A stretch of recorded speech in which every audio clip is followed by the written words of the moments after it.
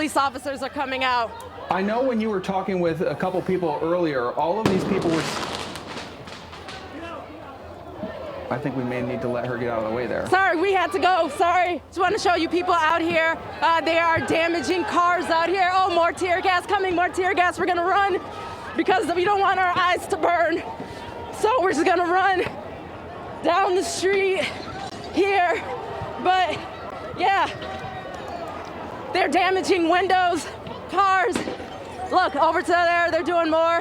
Doug, just so you know, it was only moments ago we were running. Me and photojournalist Michael Cho, we were out here running because they were tear gas. Immediately, our eyes were burning, our throats were burning. And then I met Tamara, who said that, you know, it's happened to her 3 times. Is that so out here? Yeah, 3 times. I was taking photos of just seeing people come into communion and just wanting to use their voice and not be violent. And then there's some people that were, but I got tear gas 3 different times, but kept going back because I want them to know that we are here and we want to use our voices peacefully, that some of us do want peace, and that's what we want. And we want the news to know that we're just trying to create peace. And yes, there are some people like being crazy, but there's so many pictures of witnesses of good people doing good things, and we want to make sure that people know that. So as you guys can see, the rally is going on, and I'm here with an activist. Her name is Khadijah Brown. Khadijah coming in all the way from Kalamazoo. Khadijah, are you, like, how do you describe this turnout? You know, how does this look for you? This turnout today, it just looks as though America and Michigan and the communities is taking a step in the right direction, knowing that we can't do anything separately. We have to come together to make change. And the fact that the person who put this solidarity rally on lets us know that our message is being heard. So it's really great to see. And you know, these things typically happen with major cities, but now this is a small town. Talk about that. This small town came out large. So it's important to understand that even though stuff like this happen in bigger cities, it affects everybody, especially when we live in a world to where Black people don't receive justice. And so Black people live in a world of unsurety when it comes to the law. So it just hits us differently. So to see smaller communities getting out there, making that statement to let them know it's not just in big cities, it's in small cities as well, and that the largest motorcycle rally in Michigan is underway in Muskegon, and it's all for a good cause. Our Lauren Edwards was there. She joins us live in the studio with the latest. Lauren, I know you weren't able to hop on a motorcycle today, but I also know you were fed pretty well out there, which is not a bad consolation prize. Max, you know me too well. I did not get on the motorcycle as you see behind me, but I did went to a vendor and I just asked if I can get some B-roll of them making whatever they were making, a burger, and he said as long as I can give it to you for free. And it ended up being a double cheeseburger grilled with grilled cheese, grilled onions, and grilled mushrooms. And so it was amazing. It is my love language. It is my love language. But you know, Rebel Road 2022 beginning, and they're so excited, the organizers are, and they just are so excited about what's to come over the next few days. It's fun to walk around and see these thousands upon thousands of dollars of bikes. These are not just cheap machines down here. There's some beautiful bikes. All of it on display in downtown Muskegon through Sunday for the annual Rebel Road event. We have tons of food vendors, merchandise vendors, free concerts, kids activities, stunt shows, all of it, you name it. We've got an axe throwing competition, and of course, thousands upon thousands of motorcycles. Kylie Ngee of the Child Abuse Council of Muskegon County says they're expecting at least 60,000 motorcycles to roar through the event over the next few days, and it's all for a good cause. So the Child Abuse Council puts on this event, and every single proceed that is made after we paid expenses goes back into serving the 21,000 kids we serve every year in Muskegon County. The money raised goes to prevention programs, safety lessons, counseling, all the services the council provides. Our agency provides specialized forensic interviews and medical exams for kids who are alleged to have been sexually abused, and we do over 500 of those a year. It's very needed here in Muskegon. I'm from Muskegon Heights, he's from Muskegon, so is very needed in all areas of Muskegon. D'Artagnan Hayes and friend Derek Sargent say they're glad it's not just about having fun, but about helping others and bringing the community together. I like the diversity, especially what's going on in the world today. I like seeing this right here, and it's good. It's good for the community, and it's good for Muskegon. Gee says 60,000 people are expected to come to the event,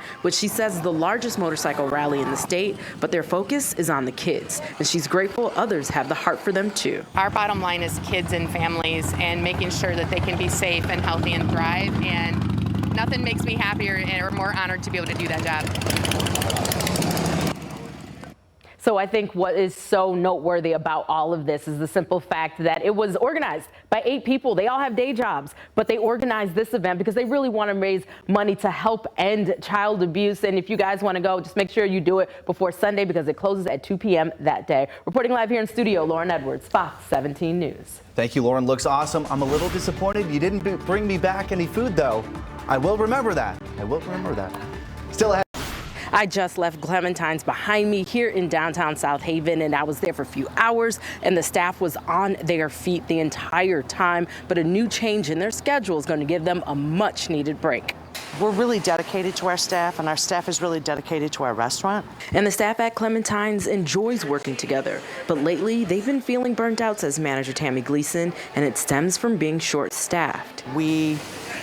A month ago, were running every 2 weeks over 200 hours of overtime. So when you already have a short staff and they're working 60 to 80 hours a week in June, and you haven't even hit the height of your season, it's just really difficult to continue at that point. So Gleason.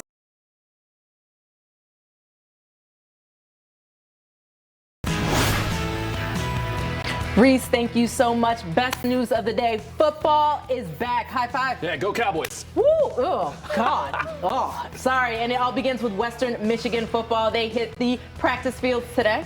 Yeah, Jason Hutton joins us now with more from day one in Kalamazoo. Jason.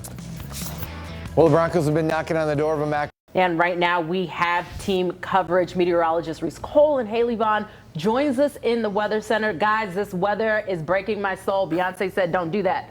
But this is breaking my soul. I promise sunshine is on the horizon.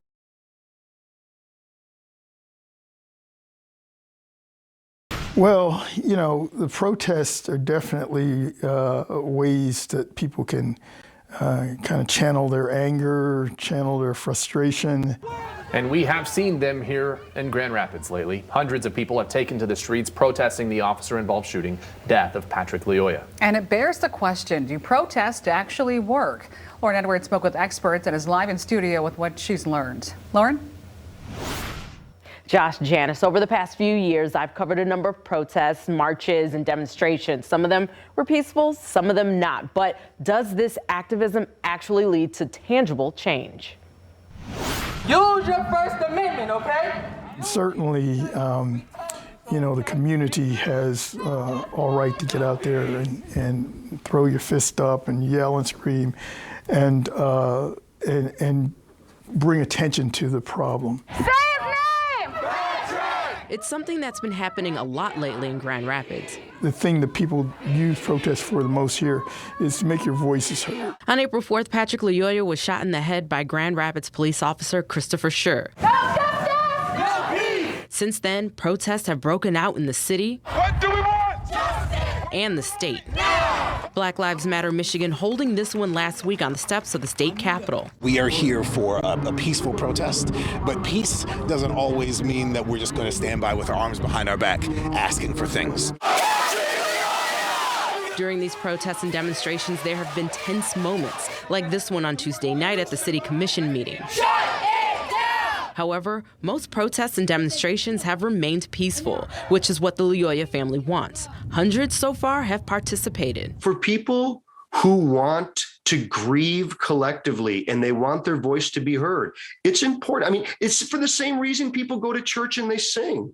There is this feeling of fellowship that comes from, you know, the shared situation. No justice! No peace! GVSU professor Corey Anton says that's the best way to be heard.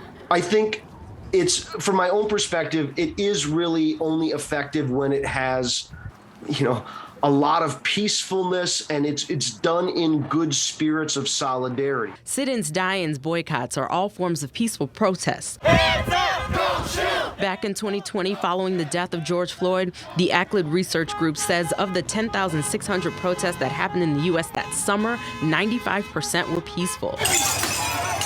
Anton says when they turn extreme or into civil unrest or violent, like what we saw in Grand Rapids in 2020, that's when the message gets muddy. Because if they go to extreme means, and oftentimes it's trying to resist what they're calling extreme means, it's so easy for critics and opponents to just call it hypocrisy.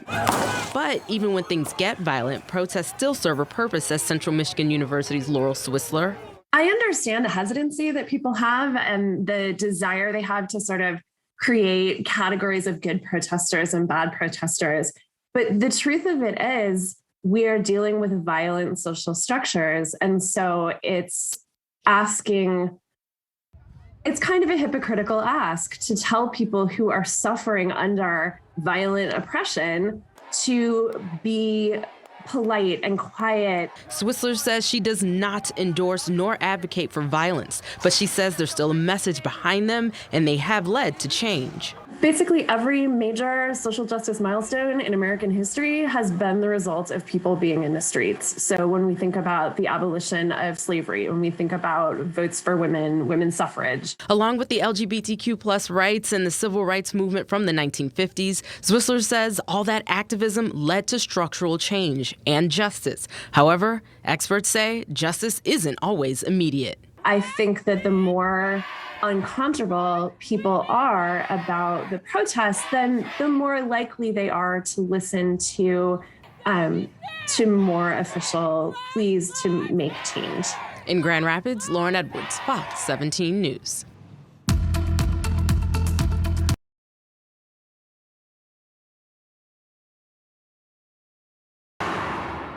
I shouldn't have to live like this. I should know what happened to my child. A mother in Grand Rapids is desperate to know more about her son's death in prison. An autopsy report says that he died from an accidental overdose, but she wonders where the drugs came from. Fox 17's Lauren Edwards has been looking into this case, and she joins us now live with what she's discovered. Lauren. Janice Max, I met the mom over a month ago at Commissioner Womack's radio station, and since then, we've been talking, phone calls, emails, text messages, trying to piece together exactly what happened on the morning of December 9th. And she says, the autopsy report may say one thing, but she believes there's more to the story. There was nothing wrong with my child. It's a belief Joanne Johnson stands by. We're just a family that needs to find out what happened.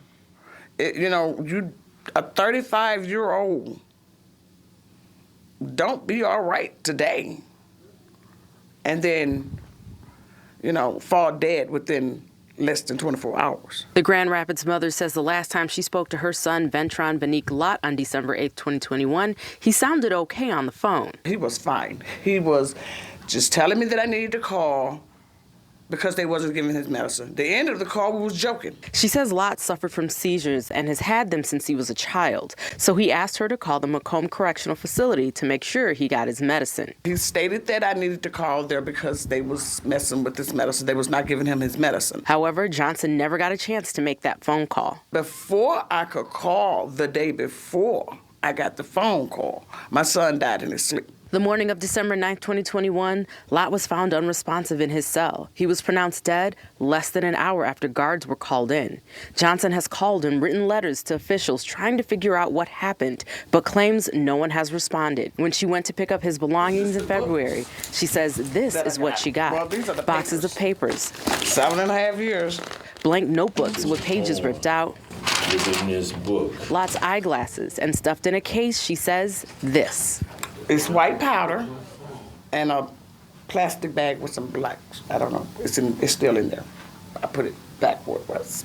Johnson believes it's illicit drugs. She claims other inmates told her Lott was given those drugs by prison staff. I was told that my son was given fentanyl. An autopsy report later confirms Lott died of, quote, an accidental overdose. It reads, quote, cause of death, combined effects of cocaine, heroin, and fentanyl with associate acute pneumonia. Lott reportedly had 8.1 nanograms per milliliter of fentanyl in his blood.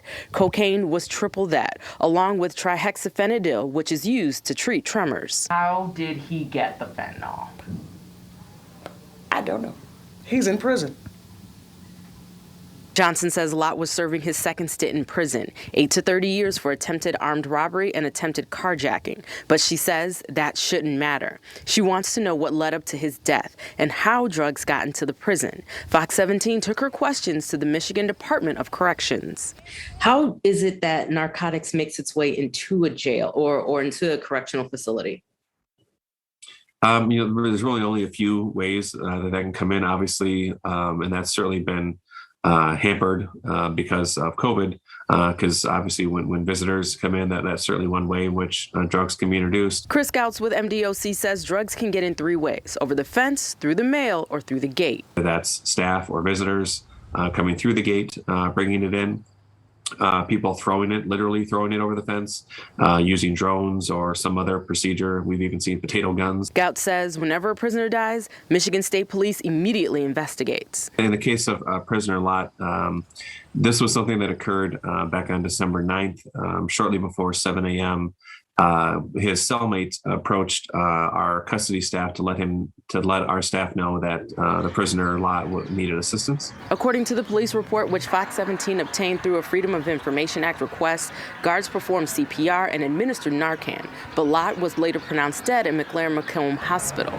The report also notes MDOC officers found a plastic bag containing pills in Lott's left sock. It's not clear if that was on his person or in the cell, or if this was the same baggie that Johnson found in Lott's possessions. We asked MDOC about Johnson's claims that it was the prison staff that supplied Lott with drugs. Gouts could only speak generally. Unfortunately, that does happen. So certainly whenever that happens, we root it out and we make sure that and we certainly advocate for swift and severe punishments because that not only puts our staff at risk, but also puts the other prisoners at risk. Johnson now working to find a lawyer and get answers about her son's death. My son went in there with a target on his back, and they did just what they said they was going to do. He's at home in a box on my shelf.